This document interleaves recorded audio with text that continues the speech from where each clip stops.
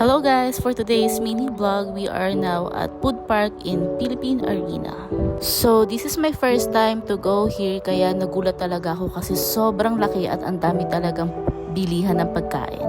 Nagningning ang mga mata ko kasi lahat ng mga kinikrave ko ay talaga namang nandito at mabibili nyo. That's why if you are craving for kebab, takoyaki, milk tea, shakes, grilled foods, dessert, at kung mahilig ka sa coffee, talaga namang magugustuhan mo dito. So we decided na dito kami tatambay sa Tara Cafe.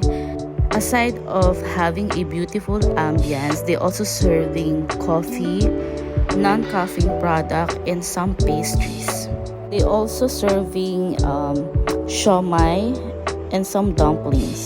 So look at the ambience, it's so aesthetic. So guys, if you're going to ask me if how